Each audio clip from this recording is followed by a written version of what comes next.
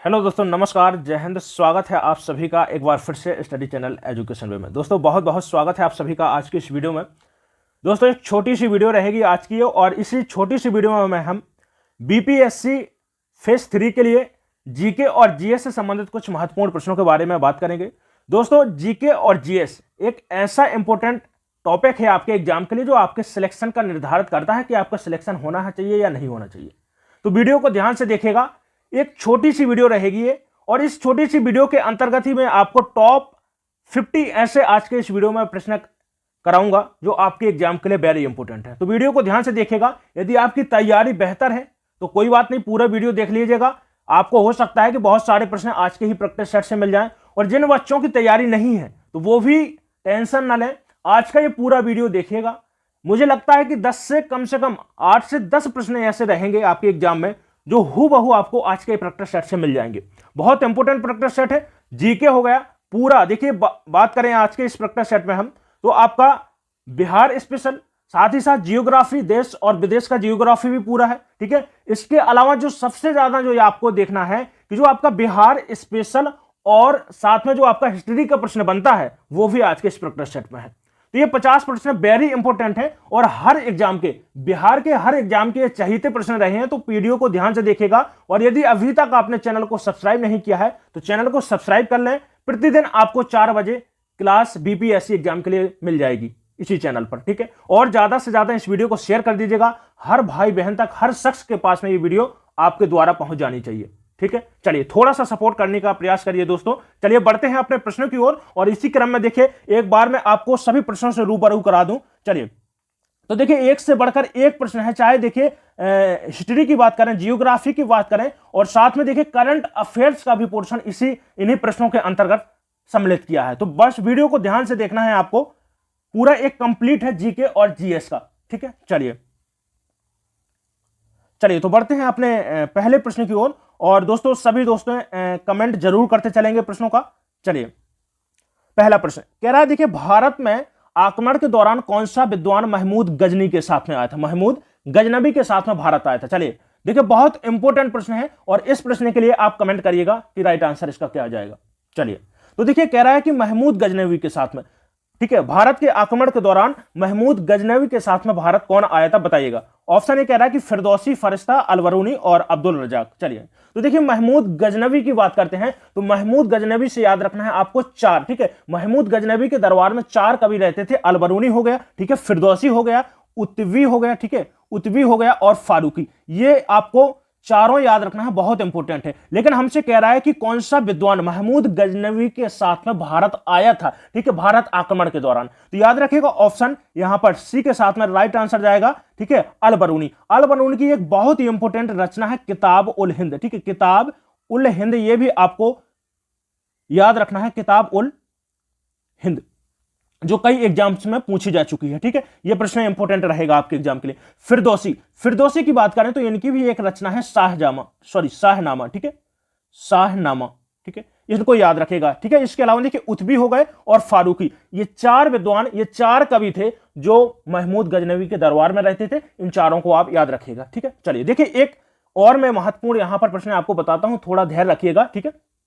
चलिए तो देखिए महमूद गजनवी से एक बहुत ही इंपॉर्टेंट प्रश्न बनता है कि सबसे पहले, ठीक है, सोमनाथ मंदिर, जो गुजरात का सोमनाथ मंदिर था, उस पर आक्रमण करने वाला, ठीक है, प्रथम आपको शासक बताना है। तो देखिए प्रथम शासक कौन था ये भी आप याद रखिएगा, महमूद गजनवी के द्वारा, ठीक है, महमूद गजनवी के द्वारा 1025 में, ये भी आपको याद रखना है, 1025 में सोमनाथ मंदिर को लूटा गया था, ये भी आपको याद रखना है, ये इंपॉर्टेंट प्रश्न है, ठीक है। चलिए नेक्स्ट प्रश्न, दूसरा प्रश्न है, कह रहा है कि गुरु शिखर पर्वत चोटी किस राज्य में स्थित है? राजस्थान में है, गुजरात, मध्य प्रदेश और महाराष्ट्र। चलिए तो देखिए गुरु शिखर, जो गुरु शिखर है वो है अरावली पर्वत श्रृंखला की हम बात करें तो अरावली पर्वत श्रृंखला है राजस्थान में, और इसी की सबसे ऊंची चोटी है गुरु शिखर, जो 1722 मीटर ऊंची है। यह भी आपको याद रखना है, बहुत इंपॉर्टेंट प्रश्न है। तो यहां पर राजस्थान आपका सही आंसर हो जाएगा, ठीक है। गुरु शिखर की बात करें भैया तो यह अरावली की सबसे ऊंची चोटी है, और अरावली की बात कर लेते हैं तो अरावली प्राचीन, ठीक है, अरावली भारत,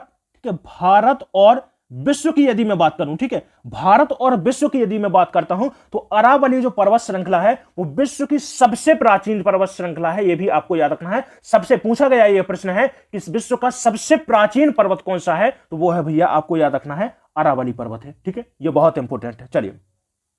चलिए अगले प्रश्न की ओर बढ़ेंगे और इसी क्रम में हमारा प्रश्न रहेगा तीसरा प्रश्न। चलिए, कह रहा है कि कटैया जल विद्युत परियोजना कह रहा है कि किस नदी पर अवस्थित है। चलिए बताइएगा, गंडक नदी पर है, कोसी पर है, सोन नदी पर है या फिर कर्मनाशा नदी पर है। एक से एक बढ़कर प्रश्न है आज के इस प्रैक्टिस सेट में। पूरा ध्यान से देखिएगा, पूरा मग्न होकर देखिएगा आज का प्रैक्टिस सेट। एक एक प्रश्न इंपॉर्टेंट है, जान है ये प्रश्न, समझ लीजिएगा आपके बीपीएससी एग्जाम के लिए। चलिए तो देखिए, कटैया जल विद्युत परियोजना, कटैया जल विद्युत परियोजना की बात करते हैं भैया, तो कोसी नदी पर यह बांध बनाया गया है। कोसी नदी पर यह परियोजना है, यह भी आपको याद रखना है। तो ऑप्शन यहां पर बी हमारा राइट आंसर जाएगा। कोसी नदी की बात कर लेते हैं, तो इसके उद्गम की बात करूं भैया मैं, तो उद्गम होता है इसका नेपाल के सप्तकोशी से, सप्तकोशी से होता है। और एक बहुत ही इंपॉर्टेंट प्रश्न बनता है कि जो कोसी नदी है, ठीक है, कोसी नदी है, यह बिहार में किस जिले से होकर प्रवेश करती है। बिहार में किस जिले से होकर प्रवेश करती है, तो यह भी आपको याद रखना है, सुपौल जिले से। ठीक है, सुपौल जिले से होकर बिहार में प्रवेश करती है कोसी नदी। तो यह भी आपको याद रखना है, जो कोसी नदी है, ठीक है, बिहार के सुपौल जिले से होकर प्रवेश करती है। तो इसका आंसर देखिए, बहुत अच्छा यहां से प्रश्न बनता है कि कटैया जल विद्युत परियोजना किस जिले में है, तो यह भी आप याद रखेगा कि सुपौल जिले में है। ठीक है, कहां पर है, सुपौल जिले के बीरपुर में है। ठीक है, याद रखिएगा। अब एक और महत्वपूर्ण पॉइंट यहां से याद रखना है, पूछा जाता है कि जो कोसी नदी है वो गंगा में, देखिए गंगा की सहायक नदी है, ये तो आप समझ रहे होंगे। ठीक है, तो गंगा की सहायक नदी है, लेकिन हमसे पूछा जाता है कि जो कोसी नदी है वो गंगा में बिहार में किस स्थान पर मिलती है। ठीक है, तो देखिए इसका संगम गंगा नदी में होता है कटिहार जिले में। ठीक है, कहां पर होता है, कटिहार जिले में होता है, यह भी आपको याद रख लेना है। ठीक है, चलिए कोसी नदी देखिए बिहार का शोक भी इसको बोलते हैं। चलिए नेक्स्ट प्रश्न कह रहा है कि a nation in the making पुस्तक के लेखक कौन है, वेरी इंपॉर्टेंट। चलिए कह रहा है कि a nation in the making पुस्तक के लेखक बताना है कौन है। तो देखिए ऑप्शन यहां पर ए के साथ में सही आंसर जाएगा सुरेंद्र नाथ बनर्जी के द्वारा ये लिखित ये पुस्तक है, ये भी आपको याद रखना है, सुरेंद्र नाथ बनर्जी। सुरेंद्र नाथ बनर्जी के द्वारा एक संस्था बहुत ज्यादा पूछी जाती है, पूछा जाता है कि हिंदुस्तान एसोसिएशन की स्थापना किसके द्वारा की गई थी, एसोसिएशन की स्थापना किसके द्वारा की गई थी। तो यह भी आपको याद रखना है 1878 में सुरेंद्र नाथ बनर्जी के द्वारा, ठीक है, हिंदुस्तान एसोसिएशन की स्थापना की गई थी। एक प्रश्न पूछा जाता है कि धन निष्कासन का सिद्धांत किसके द्वारा दिया गया था। तो यह भी आपको याद रख लेना है दादा भाई नौरोजी के द्वारा। ठीक है, चलिए अगला प्रश्न, पांचवा प्रश्न, बिहार में ग्रीष्म काल में सर्वाधिक वर्षा किस भाग पर होती है। चलिए कमेंट करिए इसके लिए। तो देखिए ग्रीष्म काल कह रहा है कि गर्मियों के समय में बिहार में सबसे ज्यादा वर्षा किस भाग में होती है। कह रहा है कि पूर्वी भाग में, पश्चिमी भाग में, मध्य भाग में या फिर दक्षिणी भाग में होती है। चलिए तो देखिए सबसे ज्यादा वर्षा, और वो भी कह रहा है कि कब, गर्मियों के समय में, तो पूर्वी भाग में होती है। ठीक है, option A is the right answer होगा। देखिए अब यहां पर कुछ महत्वपूर्ण इंपोर्टेंट पॉइंट बता रहा हूं, बहुत ही अच्छा यहां पर पॉइंट बनता है एग्जाम में। ठीक है, नोट कर लीजिएगा इसको या स्क्रीनशॉट मार लीजिएगा एक। चलिए तो देखिए कहता है कि बिहार का चेरा पूंजी किस जिले को कहा जाता है, बिहार का चेरा पूंजी। ठीक है, तो याद रखिएगा बिहार में सर्वाधिक वर्षा कहां पर होती है, किशनगंज में, किशनगंज जिला में होती है, और इसी को बिहार का चेरा पूंजी कहा जाता है। यह भी आपको नोट कर लेना है। ठीक है, सबसे कम वर्षा की बात करूं मैं बिहार में, तो सबसे कम वर्षा होती है कैमूर जिले में। ठीक है, सबसे कम वर्षा वाला जिला है कैमूर जिला, और सबसे ज्यादा वर्षा होती है किशनगंज में होती है। यह आपको नोट कर लेना है, इसी कारण से किशनगंज को बिहार का चेरा पूंजी कहा जाता है। ठीक है, चलिए नेक्स्ट प्रश्न, छठवां प्रश्न है। छठवें प्रश्न के लिए दोस्त कमेंट करें। चलिए कह रहा है कि सम्राट हर्षवर्धन ने 2 महान धार्मिक सम्मेलन का आयोजन कहां पर किया था। तो देखिए कन्नौज और प्रयाग में। ठीक है, और इसी दौरान देखिए जो हर्षवर्धन के समय पर ह्वेंगसांग, चीनी यात्री ह्वेंगसांग के द्वारा भारत की यात्रा की गई थी। तो यहां से प्रश्न बनता है कि जो धर्म सम्मेलन हर्षवर्धन के द्वारा, ठीक है, आयोजित किए गए थे, इसमें किसके द्वारा भाग लिया गया था। तो यह भी आपको याद रखना है ह्वेंगसांग के द्वारा। ठीक है, ह्वेंगसांग के द्वारा, चीनी यात्री ह्वेंगसांग के द्वारा इन सम्मेलनों में भाग लिया गया था। यह भी आपको याद रखना है। जो ह्वेंगसांग है इनको यात्रियों का, ठीक है, किसको, ह्वेंगसांग को यात्रियों का राजकुमार कहा जाता है, यात्रियों का राजकुमार, ये भी आपको याद रख लेना है, ठीक है। चलिए अगला प्रश्न देखिए, इसके अलावा एक प्रश्न और इंपोर्टेंट है। प्रश्न पूछा जाता है कि देखिए इलाहाबाद में कुंभ मेले की शुरुआत किसके द्वारा की गई थी? इलाहाबाद में, ठीक है, प्रयागराज में कुंभ मेले का आयोजन। देखिए भारत में कुंभ मेला की बात करूं तो 4 स्थान पर रखता है, ठीक है, नासिक हो गया, उज्जैन हो गया, हरिद्वार और इलाहाबाद, ठीक है। तो इलाहाबाद की कह रहा है कि इलाहाबाद में सबसे पहले, ठीक है, किसके द्वारा मेले का आयोजन किया गया था, कुंभ मेले का आयोजन किया गया था? तो यह भी आपको याद रखना है, हर्षवर्धन के द्वारा, ठीक है, हर्षवर्धन के द्वारा। चलिए 7वां प्रश्न, 7वां प्रश्न है विक्रम संवत कब प्रारंभ हुआ था? तो देखिए बहुत कंफ्यूज होता है बच्चे, यहां पर बहुत ज्यादा कंफ्यूजन पैदा होता है। एक तो जो पूछी जाती है गुप्त संवत, चलिए तीनों को यहां पर बिल्कुल मैं क्लियर कर दूंगा। गुप्त संवत हो गया, विक्रम संवत हो गया, ठीक है, और तीसरा जो आपको याद रखना है शक संवत, शक संवत। ये दो, शक संवत और विक्रम संवत वेरी इंपोर्टेंट है, और जिसमें से शक संवत तो जाने कितने बार पूछे जा चुके हैं, ठीक है, इस दोनों को याद रखिएगा। चलिए गुप्त संवत की बात करें तो यहां पर प्रश्न बनता है कि भैया किसके द्वारा चलाई गई थी? तो यह भी आपको याद रखना है, गुप्त वंश के प्रथम महान सम्राट हुए हैं भैया चंद्रगुप्त प्रथम के द्वारा, ठीक है, चंद्रगुप्त प्रथम के द्वारा, ठीक है, गुप्त संवत चलाई गई थी। यह भी आपको याद रखना है। पूछता है कि कब चलाई गई थी? तो 319 ईसा पूर्व, 319 ईसा पूर्व में चलाई गई थी। विक्रम संवत की बात करते हैं तो विक्रमादित्य के द्वारा, ठीक है, विक्रमादित्य के द्वारा, या फिर जिनको हम क्या बोलते हैं चंद्रगुप्त द्वितीय के नाम से भी जानते हैं। तो यह भी आपको याद रखना है, विक्रमादित्य के द्वारा विक्रम संवत चलाई गई थी। और एक बहुत ही इंपॉर्टेंट यहां से प्रश्न बनता है कि जो नेपाल का कैलेंडर है, ठीक है, नेपाल का जो कैलेंडर है वो किस संवत पर आधारित है? तो याद रखेगा विक्रम संवत पर आधारित है नेपाल का आधिकारिक कैलेंडर, यह भी आपको याद रखना है। शक संवत की बात करते हैं तो कनिष्क के द्वारा, ठीक है, कनिष्क के द्वारा ये शक संवत चलाया गया था। विक्रम संवत की भैया हमने यहां पर एक बात और याद रखना है कि 57, ठीक है, कब 57 ईसा पूर्व में इसको चलाया गया था विक्रमादित्य के द्वारा। और शक संवत की बात करते हैं तो 78 ईसा पूर्व, ठीक है, 78 ईसा पूर्व में इसको चलाया गया था कनिष्क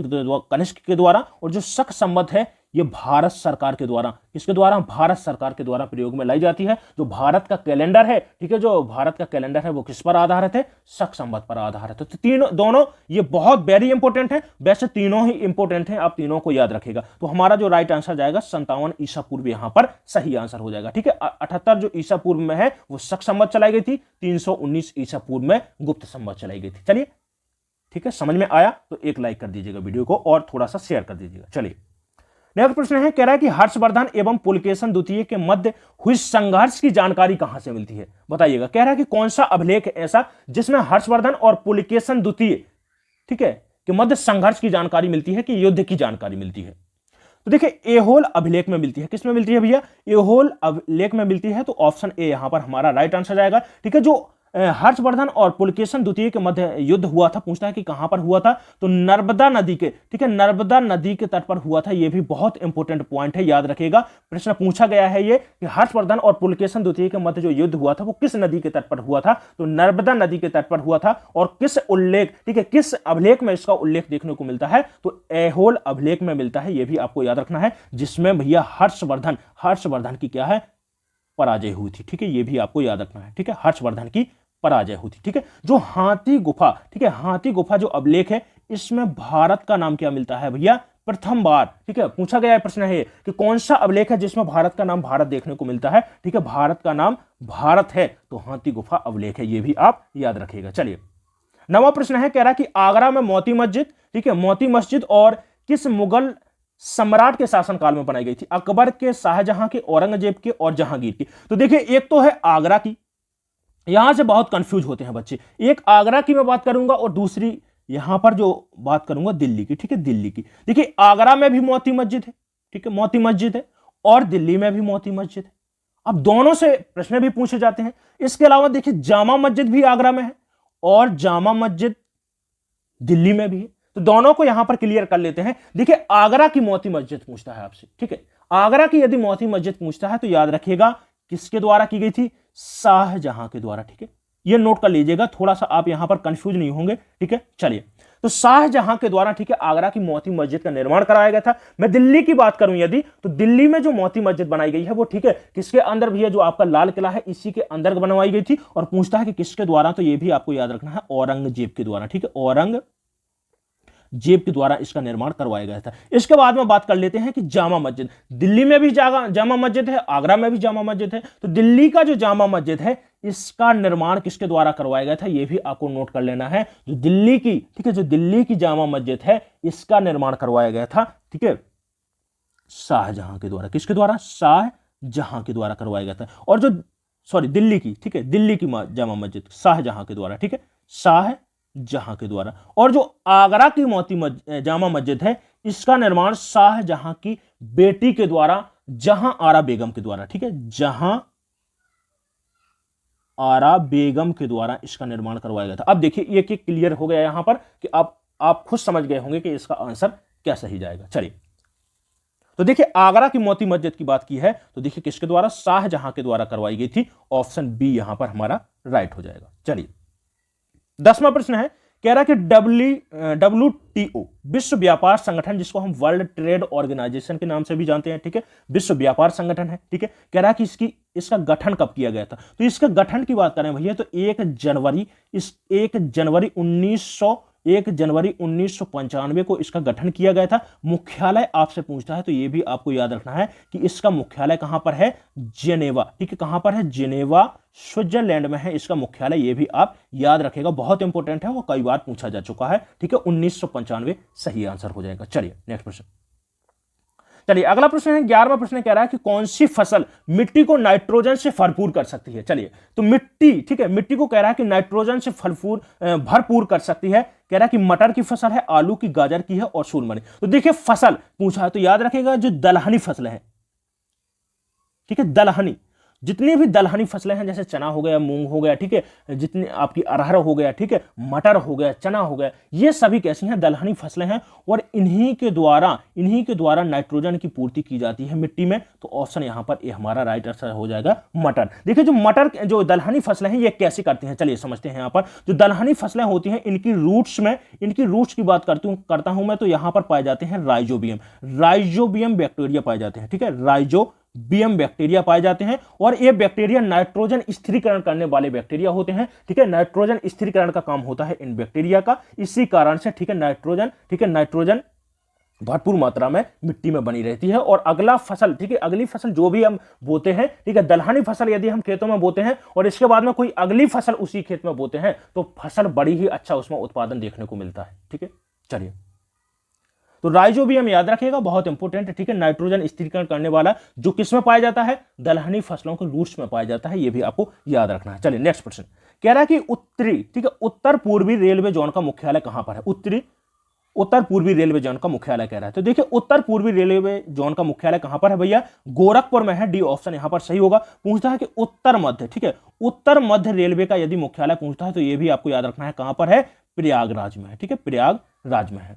चलिए अगला प्रश्न, 13वां प्रश्न है, कह रहा है कि बाबर का मकबरा किस स्थान पर है। चलिए, बाबर का मकबरा बहुत इंपॉर्टेंट प्रश्न है, यह भी आपको याद रखना है, बाबर का मकबरा कहां पर है। चलिए, तो बाबर के मकबरा की बात करते हैं तो भैया बाबर का मकबरा है काबुल, अफगानिस्तान में। कहां पर है, अफगानिस्तान में है, यह भी आपको नोट कर लेना है, बहुत इंपॉर्टेंट है। लाहौर की बात कर लेते हैं तो देखिए लाहौर, एक पॉइंट क्लियर करूंगा आज का, ठीक है, एक पॉइंट, और पूरा ध्यान से देखते हैं ना तो मुझे नहीं लगता कि शायद ऐसा प्रश्न रहेगा आपका हिस्ट्री से कि इसके बाहर होगा। हिस्ट्री, जियोग्राफी बिल्कुल कंप्लीट एक प्रैक्टिस सेट है, ठीक है, और सभी पॉइंट को यहां पर क्लियर करते हुए विद कॉन्सेप्ट के साथ में, आपको फंसाने वाली चीजें नहीं दूंगा मैं, ठीक है, जो भी होगा स्पष्ट आपको बताया जाएगा। जैसे देखिए जामा मस्जिद हो गया, मोती मस्जिद, दोनों बहुत कंफ्यूजन होता है बच्चों को, लेकिन मैंने क्लियर किया ना, ठीक है, जामा मस्जिद, मोती, देखिए बता दिया जाता है दिल्ली का, कंफ्यूज हो जाता है बच्चा आगरा में। तो मुझे आपको देखिए फंसाना नहीं है, अरे जहां पर आप फंसे हुए हैं उससे बाहर निकालना है, यही मेरा काम है बेटा, ठीक है। तो थोड़ा सा मेरा साथ दीजिएगा, इस वीडियो को ज्यादा से ज्यादा शेयर करिए, ठीक है। चलिए, तो देखिए बाबर का मकबरा कहां पर है, काबुल, अफगानिस्तान में है। लाहौर की बात करूं मैं तो लाहौर में पूछता है कि किसका मकबरा है, तो यह भी आपको याद रखना है, जहांगीर का मकबरा, ठीक है, जहांगीर का मकबरा कहां पर है, यह लाहौर में है। सिकंदरा की बात करता हूं मैं तो सिकंदरा आगरा, ठीक है, किसके अंतर्गत आता है, आगरा के अंतर्गत। तो सिकंदरा आगरा में है, अकबर का मकबरा, ठीक है, अकबर का मकबरा है, ये भी आपको याद रख लेना है। दिल्ली में पूछता है किसका मकबरा है, तो देखिए दिल्ली में है हुमायूं का मकबरा है, ये भी आपको याद रखना है, बहुत इंपॉर्टेंट है, ठीक है। इसके अलावा देखिए आगरा में शाहजहां का भी मकबरा है, ठीक है, शाहजहां का, ये रहे पॉइंट, ठीक है। तो काबुल सही आंसर जाएगा। चलिए 14वां प्रश्न है, कह रहा है कि रामकृष्ण परमहंस का मूल नाम क्या था, तो गदाधर चट्टोपाध्याय रामकृष्ण परमहंस का, ठीक है, मूल नाम था। और यह भी प्रश्न पूछ लिया जाता है कि इनके शिष्य का नाम क्या था, तो स्वामी विवेकानंद के ये गुरु थे, स्वामी विवेकानंद के, ठीक है, किसके थे, स्वामी विवेकानंद के ये गुरु थे। और इन्हीं के द्वारा, ठीक है, इन्हीं के द्वारा क्या है, रामकृष्ण मिशन की शुरुआत की गई थी, ये भी आपको याद रख लेना है, स्वामी विवेकानंद जी के द्वारा, ठीक है।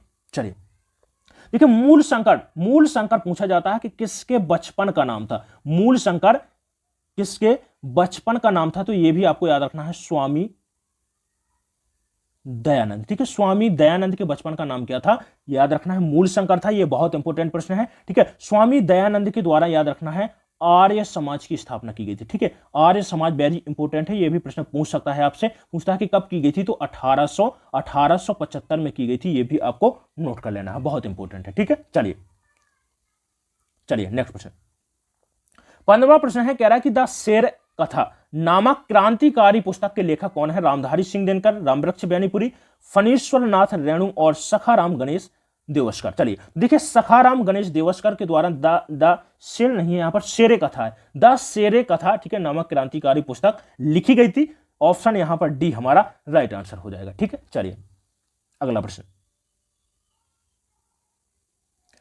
चलिए 16वां प्रश्न है, कह रहा है कि सुबत्रो कप किससे संबंधित है, किस खेल से संबंधित है, आपको बताना है सुबत्रो कप। तो देखिए क्रिकेट से संबंधित, क्रिकेट की बात करूं तो यहां पर बहुत इंपॉर्टेंट है, पूछा जाता है कि रणजी ट्रॉफी किस खेल में दी जाती है, तो यह भी आपको याद रखना है, क्रिकेट के क्षेत्र में फुटबॉल में वेरी इंपॉर्टेंट है, फुटबॉल बहुत इंपॉर्टेंट है आपके एग्जाम के लिए, ठीक है। फुटबॉल से है सुबत्रो कप, और आपको जो याद रखना है डूरंड कप, ये वेरी इंपॉर्टेंट, ठीक है, बहुत ज्यादा इंपॉर्टेंट है। डूरंड कप कई बार प्रश्न पूछा जा चुका है कि डूरंड कप किस खेल से संबंधित है, तो याद रखिएगा फुटबॉल से संबंधित है। बैडमिंटन की बात करें तो देखिए अमृत दीवान कप का संबंध किससे है, बैडमिंटन से। हॉकी ये भी बहुत इंपॉर्टेंट है, ठीक है। ये तो है आगा खां कप, ठीक है, कप, और ध्यानचंद ट्रॉफी, ठीक है, ध्यानचंद ट्रॉफी वेरी इंपॉर्टेंट, क्योंकि देखिए मेजर ध्यानचंद को ही, ठीक है, मेजर ध्यानचंद को ही हॉकी का जादूगर कहा जाता है, यह भी आपको याद रख लेना है। तो जो हमारा सही आंसर जाएगा फुटबॉल, यहां पर राइट आंसर हो जाएगा। सुबत्रो कप का संबंध किससे है, फुटबॉल से है। चलिए 17वां प्रश्न है, और इस प्रश्न के लिए आप कमेंट करेंगे, कह रहा है कि निम्नलिखित में से कौन सा भारत का एंटी टैंक मिसाइल का नाम है, चलिए बताइएगा कौन सी एक मिसाइल एंटी टैंक, चलिए बताइए। तो देखिए नाग, ठीक है, नाग एक एंटी टैंक मिसाइल है, ठीक है, ऑप्शन यहां पर बी राइट आंसर होगा। चलिए अगला प्रश्न है, कह रहा है कि नोबेल पुरस्कार किस क्षेत्र में नहीं दिया जाता है, तो देखिए नोबेल पुरस्कार में बात करूं तो कितने क्षेत्रों में दिया जाता है, तो याद रखिएगा 6 क्षेत्रों में दिया जाता है। भौतिकी के क्षेत्र में होगा, रसायन के क्षेत्र में होगा, चिकित्सा के क्षेत्र में होगा, ठीक है, अर्थशास्त्र के क्षेत्र में होगा, साहित्य के क्षेत्र में होगा, लेकिन संगीत के क्षेत्र में नहीं दिया जाता है, यह भी आपको याद रख लेना है। संगीत के लिए जो सर्वोच्च पुरस्कार है, ठीक है, सर्वोच्च पुरस्कार है वो है ग्रैमी पुरस्कार, या ग्रैमी अवार्ड के नाम से हम इसको जानते हैं, यह भी आपको याद रख लेना है, ग्रैमी अवार्ड, ठीक है, ऑप्शन यहां पर सी राइट आंसर जाएगा। चलिए नेक्स्ट प्रश्न, कह रहा है कि कौन भारतीय क्रिकेट खिलाड़ी टेस्ट क्रिकेट में 13 शतक लगाने वाले पहले खिलाड़ी थे। मुझे लगता है कि सभी बच्चों को इसका आंसर मालूम होगा। चलिए तो इसका जो सीधा आंसर जाएगा वीरेंद्र सहवाग, 2004 का जो, ठीक है, जो टेस्ट क्रिकेट मैच था उसमें, ठीक है, वीरेंद्र सहवाग के द्वारा 13 शतक लगाया गया था, तो ऑप्शन यहां पर सी राइट आंसर हो जाएगा, वीरेंद्र सहवाग। चलिए अगला प्रश्न, 20वां प्रश्न वेरी इंपॉर्टेंट, और हर एग्जाम का, ठीक है, हर एग्जाम में ये प्रश्न पूछ लिया जाता है। चलिए बताइएगा इसका आंसर क्या होगा, बहुत ही इंपॉर्टेंट प्रश्न है। कह रहा है कि विश्व पर्यावरण दिवस कब मनाया जाता है, 5 जून को मनाया जाता है, 16 सितंबर, 11 जुलाई और 5 जुलाई को। देखिए 11 जुलाई को मनाया जाता है जनसंख्या दिवस, क्या मनाया जाता है, जनसंख्या दिवस मनाया जाता है। 16 सितंबर को मनाया जाता है ओजोन दिवस मनाया जाता है, यह भी आपको याद रखना है, क्या मनाया जाता है, ओजोन दिवस के रूप में मनाते हैं, वेरी इंपॉर्टेंट है, ठीक है।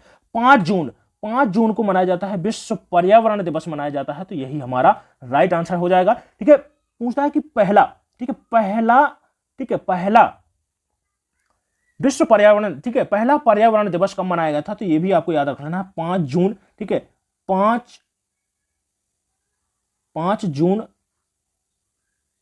1974 से, ठीक है, 5 जून 1974 से, ठीक है, पहला 1974 को पहला, ठीक है, पर्यावरण दिवस मनाया गया था, ये भी आपको याद रखना है। ठीक है, पूछता है कि किस सम्मेलन के दौरान, ठीक है, पर्यावरण की दिवस मनाने की शुरुआत की गई थी, तो स्टॉकहोम सम्मेलन की, ठीक है, 1972 में आपका जो स्टॉकहोम सम्मेलन हुआ था, ये भी आपको याद रख लेना है। चलिए अगला प्रश्न, 21वां प्रश्न है, कह रहा है कि भारत में राष्ट्रीय महिला आयोग की स्थापना किस वर्ष की गई थी, 1993, 89, 1992 और 1994। तो देखिए 1992 को, ठीक है, 1992 से, ठीक है, 1992 को भारत में राष्ट्रीय महिला आयोग की स्थापना की गई थी, ये भी आपको याद रख लेना है। ठीक है, पूछता है कि इसकी प्रथम अध्यक्ष कौन रही है, प्रथम अध्यक्ष पूछेगा आपसे, ठीक है, बहुत इंपॉर्टेंट है। तो प्रथम अध्यक्ष थी श्री जानकी पटनायक जी, ठीक है, जानकी पटनायक जी, इनकी जो राष्ट्रीय महिला आयोग है इसकी प्रथम, ठीक है, अध्यक्ष रही है। और पूछता है कि वर्तमान में, ये करंट अफेयर्स का प्रश्न है, याद रखिएगा, इंपॉर्टेंट है, पूछता है कि वर्तमान में, ठीक है, वर्तमान में राष्ट्रीय महिला आयोग की अध्यक्ष कौन है, तो ये भी आपको याद रखना है, रेखा शर्मा है, ठीक है, रेखा शर्मा।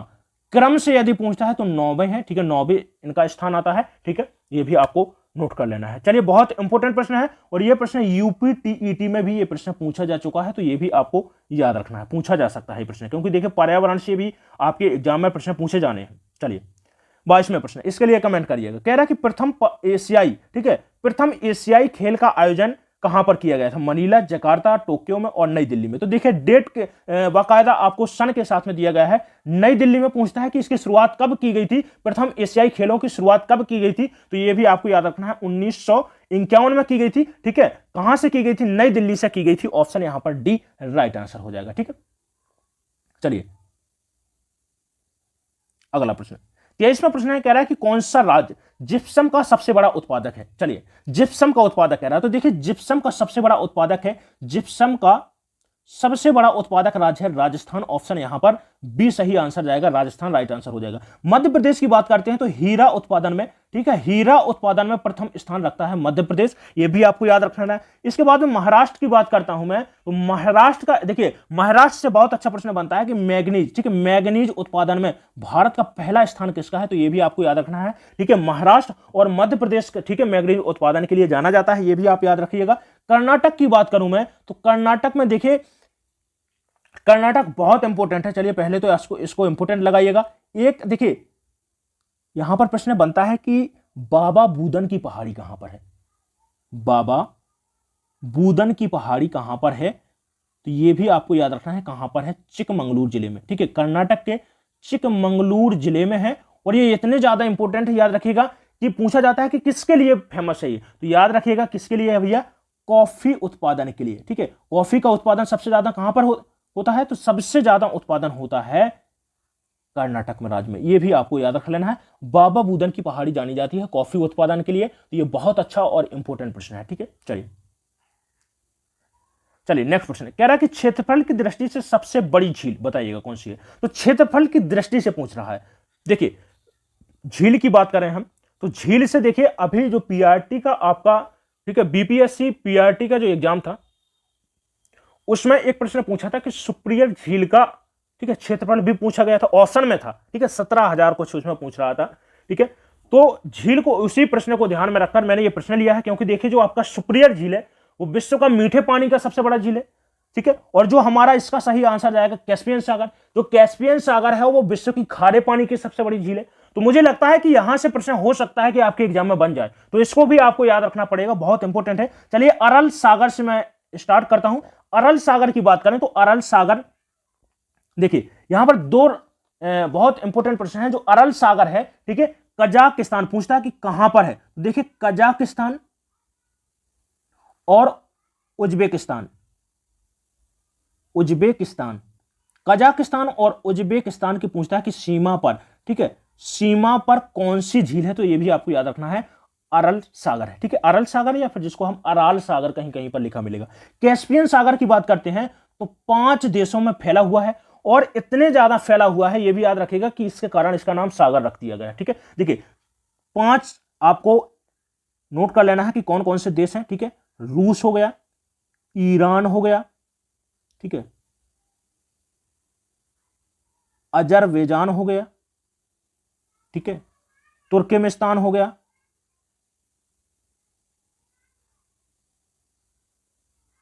ठीक है, तुर्कमेनिस्तान हो गया। इसके अलावा कजाकिस्तान, ठीक है।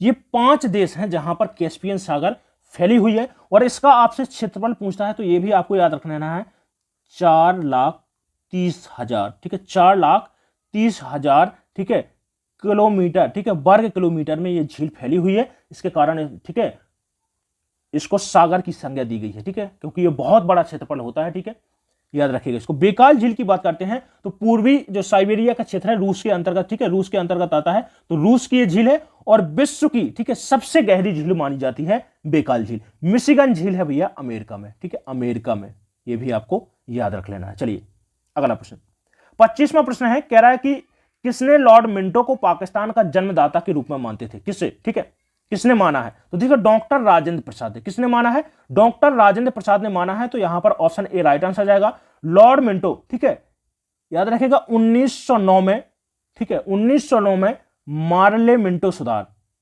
मार्ले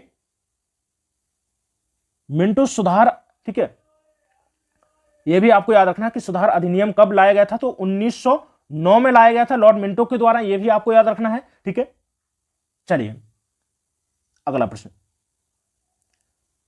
26वां प्रश्न है, कह रहा है कि बिहार राज्य में कितने कृषि जलवायु क्षेत्र में बांटा गया है। चलिए तो देखिए बिहार की बात करें तो 3 जलवायु क्षेत्रों में इसको विभाजित किया गया है। एक तो आता है आपका उत्तर का पर्वतीय क्षेत्र, उत्तर का पर्वतीय क्षेत्र, दूसरा है मध्य का विशाल मैदान, ठीक है,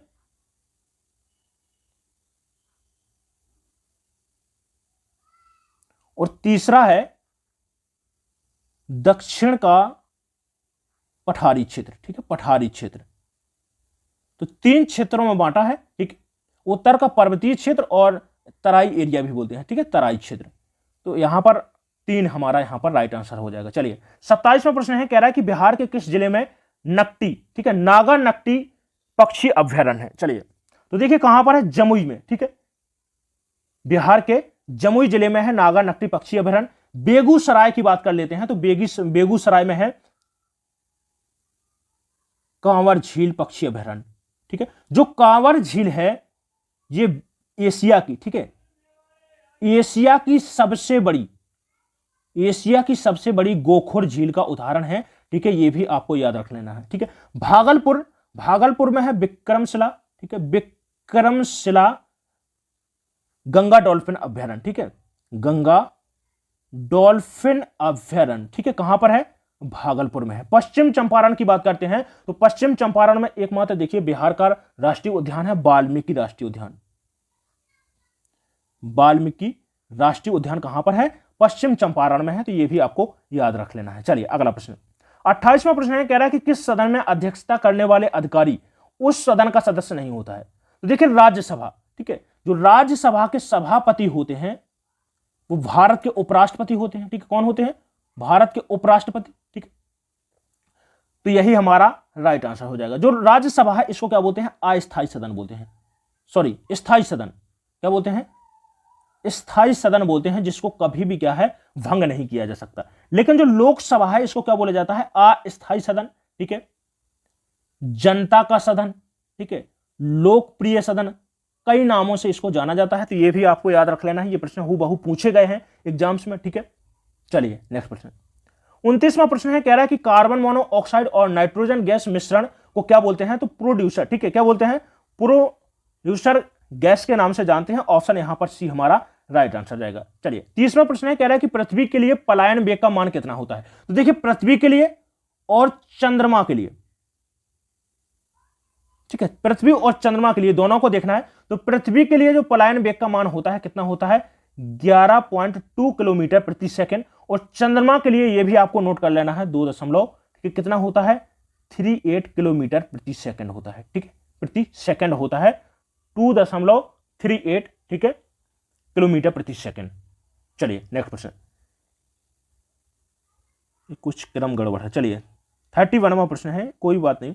चलिए 31वां प्रश्न है या 30वां प्रश्न है, कह रहा है कि शरीर में हीमोग्लोबिन का क्या कार्य होता है। तो देखिए क्या कार्य होता है, ऑक्सीजन का परिवहन करना। ठीक है, जो हीमोग्लोबिन होती है ये दो तत्व पाए जाते हैं, एक तो होता है हीम और ग्लोबिन प्रोटीन। ठीक है, ग्लोबिन प्रोटीन होता है। जो हीम होता है इससे अधिकतम 4 ऑक्सीजन के परमाणु जोड़ सकते हैं, ये भी आपको याद रखना है। ठीक है, तो जो ठीक है पूछता है कि शरीर में ऑक्सीजन का परिवहन किसके द्वारा किया जाता है, तो हीमोग्लोबिन के द्वारा किया जाता है। ठीक है, और यदि हीमोग्लोबिन नहीं दिया गया है तो याद रखेगा आरबीसी दिया होगा। ठीक है, तो आरबीसी के द्वारा किया जाता है। आरबीसी की बात करते हैं तो देखिए आरबीसी के द्वारा किया जाता है 97%, और प्लाज्मा के द्वारा भी किया जाता है, याद रखिएगा इसको, तो 3% किया जाता है प्लाज्मा के द्वारा, ये भी आप याद रखिएगा। चलिए 31वां प्रश्न है, कह रहा है कि सबसे हल्की धातु कौन सी है। तो सबसे हल्की धातु अब यह लिथियम है, ऑप्शन डी यहां पर राइट आंसर जाएगा। चलिए नेक्स्ट प्रश्न है, 32वां प्रश्न है कि जल की स्थायी कठोरता का कारण क्या होता है। स्थायी कठोरता कह रहा है, तो देखिए जल 2 प्रकार का होता है, एक तो मृदु जल होता है। ठीक है, मृदु जल क्या होता है, जो साबुन के साथ में, ठीक है, जो डिटर्जेंट के साथ में क्या है झाग बना रहा हो उसको क्या बोलते हैं, मृदु जल बोलते हैं। और जो झाग नहीं बना रहा हो उसको क्या बोलते हैं, कठोर जल की संज्ञा दी जाती है। ठीक है, तो देखिए जल 2 प्रकार का होता है, मृदु जल और कठोर जल। कठोर जल की बात करूं मैं तो फिर से इनको 2 भागों में बांटा गया है। एक तो होती है स्थायी कठोरता, ठीक है, जो परमानेंट रहती है, और दूसरी होती है अस्थायी, या जिसको हम बोलते हैं टेम्परेरी। ठीक है, चलिए तो देखते हैं, कह रहा है कि जल की स्थायी कठोरता का कारण क्या होता है। तो जल की स्थायी कठोरता का कारण होता है कैल्शियम और मैग्नीशियम के क्लोराइड और सल्फेट। क्लोराइड और सल्फेट होता है। चलिए मैं सूत्र भी लिख देता हूं क्योंकि हो सकता है कि आपसे फॉर्मूला भी पूछ ले। चलिए तो कैल्शियम क्लोराइड, मैग्नीशियम क्लोराइड और कैल्शियम सल्फेट और मैग्नीशियम सल्फेट, ठीक है, ये होते हैं स्थायी कठोरता का कारण। और जो कैल्शियम एवं मैग्नीशियम के बाइकार्बोनेट होते हैं, इससे आती है जल में अस्थायी कठोरता। क्या होती है, अस्थायी कठोरता होती है। और इसको जल को क्या है, उबाल कर, यह प्रश्न पूछा गया है कि अस्थायी कठोरता को कैसे दूर कर सकते हैं, तो जल को उबाल कर, ठीक है, अस्थायी कठोरता को दूर किया जा सकता है। यह भी आपको याद रख लेना है। ठीक है, तो कैल्शियम और मैग्नीशियम के बाइकार्बोनेट के कारण होती है अस्थायी कठोरता। चलिए नेक्स्ट क्वेश्चन 33 है, कह रहा है कि भोजपुरी का शेक्सपियर किस कवि को कहा जाता है। तो देखिए भोजपुरी का शेक्सपियर कहा जाता है विद्यापति को। शेक्सपियर, ठीक है, भारत का शेक्सपियर किसको कहा जाता है, तो महाकवि कालिदास को। ठीक है, महाकवि कालिदास को भारत का शेक्सपियर कहा जाता है। हमारा यहां पर राइट आंसर जाएगा कवि विद्यापति। देखिए विद्यापति को मैथिल कोकिल, ठीक है, मैथिल पूछा जाता है कि मैथिल कोकिल किसको कहा जाता है, तो मैथिल कोकिल कहा जाता है विद्यापति को कहा जाता है। यह भी आपको नोट कर लेना है। चलिए 34वां प्रश्न है, कह रहा है कि उत्तरी पश्चिमी भारत में शीतकालीन, कह रहा है कि जाड़े के समय में, ठीक है, सर्दी के समय पर बरसात का कारण क्या होता है, कौन से विक्षोभ के कारण बरसात होती है। तो देखिए जो भूमध्य सागर है इससे, और भूमध्य सागर हो गया, अटलांटिक सागर हो गया, ठीक है, इसके कारण विक्षोभ उठता है जिसको हम पश्चिमी विक्षोभ बोलते हैं। और इसी में क्या होते हैं, बहुत सारी नमी होती है जो सर्दियों के समय में, ठीक है, वर्षा करवाता है उत्तरी भारत में। तो पश्चिमी विक्षोभ हमारा यहां पर सही आंसर हो जाएगा। चलिए नेक्स्ट प्रश्न, चलिए 35वां प्रश्न है, कह रहा है कि किस क्षेत्र में यू आकार की घाटी स्थलाकृति पाई जाती है। चलिए तो देखिए यू आकार की घाटी और बी आकार की घाटी। यू आकार की घाटी की बात करें तो यू आकार की घाटी का निर्माण होता है किसके कारण, हिमनद के कारण। ठीक है, हिमनद के कारण बनती है यू आकार की घाटी। और जो बी आकार की घाटी का निर्माण होता है वो होता है युवा नदियों के द्वारा। किसके द्वारा होता है, नदियों के द्वारा या फिर युवा नदियों के द्वारा होता है। जो युवा नदियां होती हैं उनमें क्या होता है भैया, स्पीड ज्यादा होती है। ठीक है, इससे के कारण क्या होता है कि कटाव ज्यादा मात्रा में होता है, जिसके कारण बी आकार की घाटी बनती है। तो यह भी आपको याद रख लेना है कि हिमानी क्षेत्र में मिलती है यू आकार की घाटी, और बी आकार की घाटी की बात करें तो नदी क्षेत्र या फिर युवा नदियों के द्वारा बी आकार की घाटी का निर्माण किया जाता है। चलिए नेक्स्ट प्रश्न है, 36वां प्रश्न है, कह रहा है कि बिहार में फॉरवर्ड ब्लॉक के नेता कौन थे। फॉरवर्ड ब्लॉक की स्थापना किसके द्वारा, या फिर फॉरवर्ड ब्लॉक के नेता कौन थे, चलिए बताइएगा इसको। तो देखिए फॉरवर्ड ब्लॉक की बात करें तो फॉरवर्ड ब्लॉक की स्थापना आपसे पूछता है शुरुआत, चलिए मैं यहां पर बिल्कुल 0 लेवल से करता हूं। फॉरवर्ड ब्लॉक की बात करें तो इसकी स्थापना की गई थी 1939 ईस्वी में, ठीक है, सुभाष चंद्र बोस के द्वारा। ठीक है, किसके द्वारा की गई थी, सुभाष चंद्र बोस के द्वारा फॉरवर्ड ब्लॉक की स्थापना पश्चिम बंगाल में की गई थी, ये भी आपको याद रख लेना है, ठीक है, पश्चिम बंगाल में। इसके बाद में 1940 में इसका प्रथम सम्मेलन होता है। कहां पर होता है भैया? नागपुर में होता है, ठीक है, कहां पर होता है? नागपुर में। दूसरा जो याद रख लेना है, जो दूसरा सम्मेलन होता है कहां पर होता है? बिहार के गया में होता है, और इसको गया सम्मेलन के नाम से भी जानते हैं, यह भी आपको याद रख लेना है। जो गया सम्मेलन है यही आपका बहुत इंपॉर्टेंट प्रश्न यहां से बन सकता है आपके एग्जाम में, ठीक है, बिहार स्पेशल से प्रश्न पूछा जा सकता है। तो देखिए जो गया सम्मेलन, या बोल सकते हैं कि जो फॉरवर्ड ब्लॉक का जो दूसरा सम्मेलन था कहां पर हुआ था? बिहार के गया जिले में हुआ, सॉरी आरा सम्मेलन, गया नहीं है, आरा है, ठीक है, आरा सम्मेलन कहां पर किया गया था? आरा जिले में किया गया था, आरा सम्मेलन है, ठीक है, याद रखिएगा, थोड़ा सा यहां पर मिस्टेक हुआ था, माफ करिएगा इसके लिए, ठीक है, आरा सम्मेलन याद रखिएगा। तो आरा सम्मेलन हुआ था 1947 में। कब हुआ था? 1947 में हुआ था, और इसके महासचिव बनाए गए थे शीलभद्र याजी जी बनाए गए थे, ये भी आपको याद रख लेना है। और अध्यक्ष यदि पूछता है आपसे तो एस एस कबीसर को अध्यक्ष और महासचिव बनाया गया था शीलभद्र यादव जी को, ठीक है। तो ऑप्शन यहां पर बी हमारा सही आंसर जाएगा कि बिहार में फॉरवर्ड ब्लॉक के नेता कौन थे? शीलभद्र यादव जी। चलिए 37वां प्रश्न है, कह रहा है कि किस मुगल सम्राट ने सर्वाधिक संख्या में हिंदू अधिकारियों की नियुक्ति की थी? चलिए तो देखिए सबसे ज्यादा हिंदू अधिकारियों की नियुक्ति किस मुगल शासक के द्वारा की गई थी? चलिए तो देखिए ऑप्शन बी औरंगजेब के द्वारा, ठीक है, औरंगजेब के द्वारा, ठीक है, हिंदू अधिकारियों की नियुक्ति सबसे ज्यादा की गई थी। ऑप्शन बी यहां पर हमारा राइट आंसर जाएगा, ठीक है। पूछा जाता है कि चित्रकाल का, ठीक है, सॉरी चित्रकला का स्वर्ण युग या स्वर्ण काल किस मुगल सम्राट के समय को कहा जाता है? तो याद रखिएगा जहांगीर के समय को, ठीक है।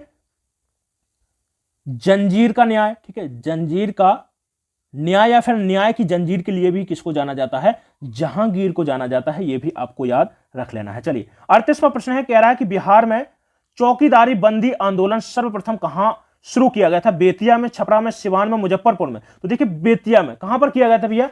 बेतिया में किया गया था। ऑप्शन यहां पर ए राइट आंसर हो जाएगा, ठीक है। बेतिया जिला भी याद रखिएगा, बेतिया कहां पर पड़ता है? पश्चिम चंपारण, ठीक है, पश्चिमी चंपारण में, ठीक है। बिहार चौकीदारी कर था एक प्रकार का, ठीक है, जिसको किसानों ने देने से मना कर दिया गया था। यह भी पूछ सकता है कि कब शुरू किया गया था? तो 1930 में, ठीक है, 1930 में जो आपका सविनय अवज्ञा आंदोलन था इसी के दौरान, ठीक है, बिहार में यह आंदोलन चलाया गया था। तो यह भी आपको याद रख लेना है, पश्चिमी चंपारण में। चलिए अगला प्रश्न 39वां प्रश्न है, कह रहा है कि काकोरी कांड का एकमात्र कौन सा क्रांतिकारी था जिसको पुलिस गिरफ्तारी से बच निकला था? चलिए चंद्रशेखर आजाद, सचिंद्रनाथ सन्याल, रोशनलाल और जोगेंद्र चटर्जी। तो देखिए चंद्रशेखर आजाद, ठीक है, चंद्रशेखर आजाद केवल एक ऐसे क्रांतिकारी थे, ठीक है, जो काकोरी कांड की जो घटना हुई थी उसमें से भाग खड़े हुए थे, ठीक है। यह घटना हुई थी 9 अगस्त 1925 को, यह भी आपको याद रखना। कब हुई थी? 9 अगस्त 1925 को हुई थी, ठीक है। राम प्रसाद बिस्मिल हो गए, ठीक है, राजेंद्र लहेड़ी, अशफाक उल्लाह खान, रोशन सिंह, ठीक है, और चंद्रशेखर आजाद, ठीक है। तो इन क्रांतिकारियों के द्वारा, ठीक है, यह घटना को अंजाम दिया गया था, ठीक है। लखनऊ के पास में, गोरखपुर से लखनऊ ट्रेन जा रही थी, ठीक है, तो लखनऊ के पास में पड़ता है, ये काकोरी स्थान है। वहीं पर देखिए सरकारी खजाने, जो सरकार के द्वारा जो ट्रेन चलाई जा रही थी उसमें खजाना भरा हुआ था और इसी को क्या है, लूट लिया गया था इन क्रांतिकारियों के द्वारा। तो याद रखिएगा 9 अगस्त 1925 को यह घटना घटित हुई थी, ठीक है। चलिए 40वां प्रश्न कह रहा है कि मुसलमानों के लिए पृथक राष्ट्र का विचार किसने दिया था? तो देखिए किसके द्वारा दिया गया था? मोहम्मद इकबाल के द्वारा, ठीक है, मोहम्मद इकबाल के द्वारा दिया गया था।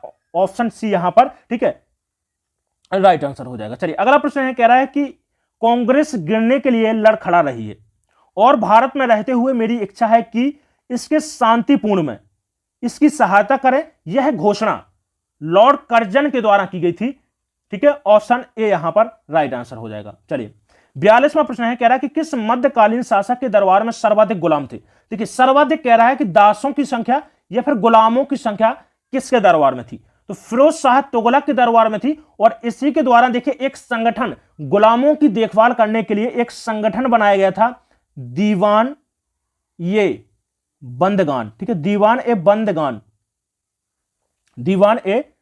बंदगान एक संस्था बनाई गई थी, ठीक है, गुलामों की देखरेख के लिए फिरोज शाह तुगलक के द्वारा। देखिए एक बड़ा ही अच्छा यहां से प्रश्न बनता है, पूछा जाता है कि ब्राह्मणों पर जजिया कर लगाने वाला सबसे पहला शासक कौन था? तो याद रखिएगा ब्राह्मणों पर, ठीक है, ब्राह्मणों पर जजिया कर सबसे पहले किस शासक के द्वारा लगाया गया था? तो याद रखिएगा प्रथम बार लगाया गया था फिरोज शाह तुगलक के द्वारा, ये आपको याद रख लेना है। चलिए चलिए अगला प्रश्न, नेक्स्ट प्रश्न है 43वां प्रश्न, कह रहा है कि किस बौद्ध भिक्षु ने अशोक को बौद्ध धर्म में दीक्षित किया था या बौद्ध धर्म की दीक्षा दी थी? तो देखिए उपगुप्त के द्वारा, उपगुप्त के द्वारा, ठीक है, सम्राट अशोक को बौद्ध धर्म की शिक्षा दी गई थी और बौद्ध धर्म के ही अनुयायी थे कौन? अशोक सम्राट। ये भी आपको याद रख लेना है, ठीक है। चलिए नेक्स्ट प्रश्न है, कह रहा है कि कर्मनाशा नदी बिहार के किस जिले में गंगा नदी में मिलती है? चलिए तो देखिए कर्मनाशा नदी वेरी इंपोर्टेंट है आपके एग्जाम के लिए। देखिए जो कर्मनाशा नदी है, चलिए थोड़ा सा इसके बारे में समझ लीजिएगा। कर्मनाशा नदी, देखिए इसको सापित नदी भी बोलते हैं, ठीक है, ठीक है, अपवित्र नदी भी बोलते हैं, अपवित्र नदी, ठीक है। ये भी आपको याद रख लेना है कि पूछ सकता है आपसे कि अपवित्र नदी किसको कहा गया है? तो देखिए कर्मनाशा नदी को कहा गया है, ठीक है। यहां तक कि आदमी इसके जल को छूने से भी बचते हैं, ठीक है, सापित नदी कहा जाता है इसको, याद रखिएगा, ठीक है। तो देखिए कह रहा है कि बिहार के किस जिले में गंगा नदी में मिलती है? तो देखिए उद्गम की मैं बात करूं तो इसका उद्गम होता है बिहार के कैमूर जिले से, ठीक है, कैमूर जिले से इसका उद्गम होता है और ये बिहार के बक्सर के चौसा, ठीक है, चौसा गांव पड़ता है, चौसा गांव में के पास में, ठीक है, गंगा नदी में विलय हो जाती है। ये भी आपको याद रखना है, ठीक है। ऑप्शन यहां पर सी सही आंसर हो जाएगा, ठीक है, कर्मनाशा नदी। चलिए अगला प्रश्न, 45वां प्रश्न है, दक्षिण अमेरिका के मैदानों को क्या कहा जाता है? मैदान या फिर घास स्थल को, ठीक है, घास स्थल को क्या कहा जाता है? तो देखिए प्रेरी कहा जाता है उत्तरी अमेरिका के घास स्थल, ठीक है, कहां पर है? उत्तरी अमेरिका में है। पंपास है अर्जेंटीना में, कहां पर है? अर्जेंटीना, दक्षिण अमेरिका में, ठीक है। बेल्ट्स हैं अफ्रीका में, कहां पर है भैया? अफ्रीका में है, ठीक है। स्टेपेज हैं मध्य एशिया, ये बोल सकते हैं यूरेशिया, ठीक है। तो ऑप्शन बी यहां पर हमारा सही आंसर होगा। पंपास घास के स्थल कहां पर है भैया? दक्षिण अमेरिका में है, ठीक है। कंपास याद रखिएगा, कंपास पूछता है तो कंपास कहां पर है? ब्राजील में, ठीक है, और पंपास है अर्जेंटीना में या दक्षिण अमेरिका में, ठीक है। चलिए 46वां प्रश्न है, कह रहा है कि भारत में तिलहन सबसे बड़ा उत्पादक, ठीक है, तिलहन का सबसे बड़ा उत्पादक राज्य कौन सा है? तो देखिए करंट अफेयर्स का प्रश्न है, अभी हाल ही की रिपोर्ट बताऊंगा मैं, ठीक है। गुजरात की बात करूं तो देखिए गुजरात में मूंगफली के उत्पादन में प्रथम स्थान रखता है गुजरात, ठीक है। मध्य प्रदेश की बात करें तो देखिए मध्य प्रदेश का सोयाबीन उत्पादन में, ठीक है, सोयाबीन उत्पादन में प्रथम स्थान है, ठीक है, यह भी आपको याद रखना है। इसके अलावा देखिए दलहन में, ठीक है, दलहन फसलों को उत्पादन में प्रथम स्थान रखता है मध्य प्रदेश, ठीक है। भारत की बात करूं तो भारत का प्रथम स्थान है दलहन उत्पादन में विश्व में, ठीक है, विश्व के संदर्भ में कह रहा हूं कि भारत प्रथम स्थान रखता है दलहन उत्पादन में, और सोयाबीन उत्पादन में प्रथम स्थान रखता है अमेरिका, ठीक है, अमेरिका। राजस्थान की बात करें तो देखिए राजस्थान तिलहन उत्पादन में प्रथम स्थान है, ठीक है, तिलहन उत्पादन में प्रथम स्थान है, और विश्व के संदर्भ में बात करें तो भारत का प्रथम स्थान है तिलहन उत्पादन में, ठीक है। उत्तर प्रदेश का देखिए दूध उत्पादन में, ठीक है, गन्ना उत्पादन में, ठीक है, इसके अलावा आलू उत्पादन में, ठीक है, और गेहूं उत्पादन में प्रथम स्थान रखता है उत्तर प्रदेश। तो हमारा सही आंसर जाएगा राजस्थान प्रथम स्थान रखता है तिलहन उत्पादन में, ठीक है। चलिए 47वां प्रश्न कह रहा है कि अपवाह क्षेत्र की दृष्टि से विश्व की सबसे लंबी नदी कौन सी है? कंफ्यूज नहीं होना है, अपवाह क्षेत्र की बात कर रहा है, ठीक है, अपवाह क्षेत्र। तो देखिए अपवाह क्षेत्र की बात कर रहा है तो अपवाह क्षेत्र की दृष्टि से सबसे लंबी नदी है अमेजन नदी। अपवाह क्षेत्र की मैं बात करूं तो अमेजन नदी का अपवाह क्षेत्र है 70,50,000 वर्ग किलोमीटर, ठीक है, ये आपको याद रखना है, 70,50,000 वर्ग किलोमीटर, ठीक है। नील नदी, ठीक है, सबसे बड़ी नदी। अब देखिए अपवाह क्षेत्र की दृष्टि से बताया मैंने, लेकिन पूछता है कि आपसे विश्व की सबसे बड़ी नदी कौन सी है? तो सबसे बड़ी नदी है अमेजन नदी, ठीक है। एंडीज पर्वत श्रृंखला से निकलती है और अटलांटिक में मिल जाती है अमेजन नदी, ठीक है। ये भी आपको याद रख लेना, ठीक है। तो विश्व की सबसे बड़ी नदी है अमेजन नदी, और सबसे लंबी नदी यदि आपसे पूछता है विश्व की तो है भैया नील नदी है, ठीक है। विक्टोरिया झील से निकलती है और भूमध्य सागर में जाकर मिल जाती है नील नदी, ठीक है। चलिए अगला प्रश्न, 48वां प्रश्न है, कह रहा है कि पालघाट दर्रा केरल राज्य को किस राज्य के साथ में जोड़ती है? तो देखिए तमिलनाडु को। किसमें? पालघाट दर्रा है केरल को तमिलनाडु से जोड़ता है, ऑप्शन बी सही आंसर हो जाएगा, ठीक है। चलिए 49वां प्रश्न, बिहार के कौन सा, ठीक है, बिहार के कौन सा जिला नहर द्वारा सर्वाधिक सिंचित होता है? देखिए मैंने जो पिछला प्रैक्टिस सेट लिया था बिहार स्पेशल से संबंधित, उसमें बताया था कि देखिए बिहार में सर्वाधिक सिंचाई,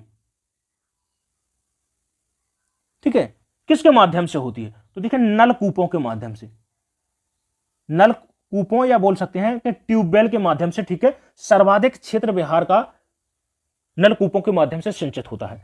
लेकिन देखिए हमसे कह रहा है कि नहर के द्वारा, ठीक है, तो नलकूपों के माध्यम से पटना था, ठीक है, सबसे ज्यादा। कह रहा है कि नहर के द्वारा कौन सा क्षेत्र है, ठीक है, तो याद रखिएगा ऑप्शन यहां पर डी राइट आंसर हो जाएगा, रोहतास, ठीक है। रोहतास जो क्षेत्र जिला है, ठीक है, सर्वाधिक नहरों के द्वारा सिंचित यहां पर सिंचाई की जाती है, ठीक है। तो ऑप्शन डी यहां पर हमारा राइट आंसर जाएगा। अगला प्रश्न 50वां प्रश्न, चलिए 50वां प्रश्न है, कह रहा है कि राष्ट्रपति पद को रिक्त, ठीक है, को कितनी अवधि में भरा जाना चाहिए? यदि राष्ट्रपति का पद रिक्त होता है तो वो कितनी अवधि के अंतर्गत, ठीक है, भर दिया जाना चाहिए? चलिए तो देखिए 6 माह के अंदर, ठीक है, 6 माह के अंदर भरा जाना चाहिए, तो ऑप्शन यहां पर बी राइट आंसर हो जाएगा, ठीक है। देखिए राष्ट्रपति से संबंधित कुछ मैं आपको आर्टिकल यहां पर नोट करवा रहा हूं, बहुत इंपॉर्टेंट है, ठीक है। आर्टिकल 72 क्षमादान से संबंधित है, ठीक है, बहुत इंपॉर्टेंट है ये, याद रखिएगा, ठीक है। 108, ठीक है, संयुक्त अधिवेशन पूछता है कि संयुक्त अधिवेशन की बैठक किसके द्वारा बुलाई जाती है?